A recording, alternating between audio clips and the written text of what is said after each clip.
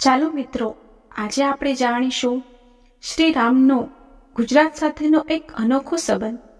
ભગવાન રામનો ગુજરાત સાથે એક અનોખો સંબંધ છે. ભગવાને પાપ શુદ્ધિ માટે કેમ ગુજરાતને જ પસંદ કર્યું?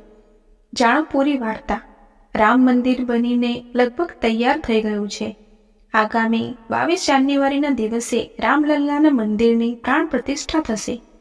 ગુજરાત સહિત દેશભરમાંથી હજારો લાખો લોકો દર્શન કરવા અયોધ્યા પહોંચવાના છે.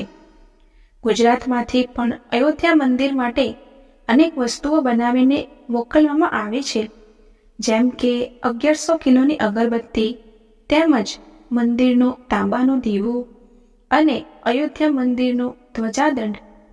અયોધ્યા મંદિર સાથે આગામી હજારો વર્ષ માટે ગુજરાત સાથેનો નાતો જોડાઈ જશે. ત્યારે આજે અમે તમને ખુદ ભગવાન શ્રી રામનો ગુજરાત સાથે શું નાતો રહ્યો છે તેના વિશે જણાવીશું. ગુજરાતની ધરતીનું મહાભારત અને એનાથી પણ જૂનું એટલે કે રામાયણ કાળ સાથે પણ સીધો સંબંધ જોડાયેલો છે. રામાયણમાં આવેલા વિવિધ પ્રસંગો પૈકી એક સૌથી મહત્વના પ્રસંગમાં ભગવાન શ્રી રામનું ગુજરાત સાથેનું સીધું કનેક્શન આવે છે. સૌ કોઈ જાણે છે કે છળ કપટથી અધર્મી રાવણ સીતા માતાને ઉપાડી ગયો હતો.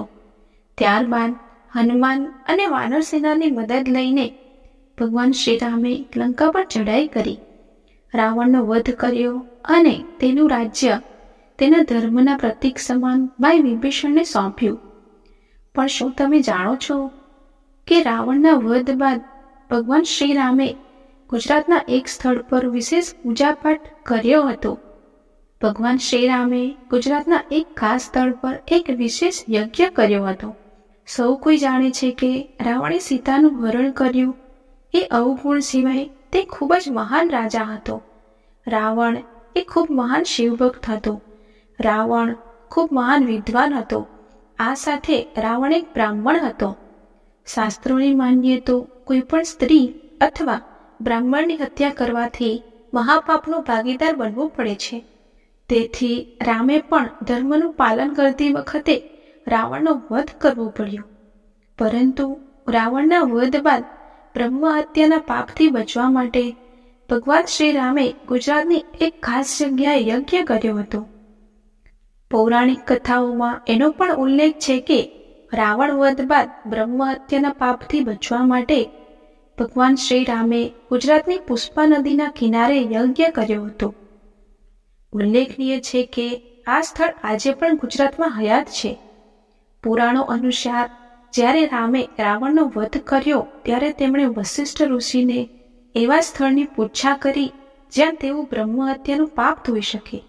વશિષ્ઠ મુનિએ તેમને ધર્મારણ્ય જવા કહ્યું, જે હાલના મોઢેરા નજીક હતું.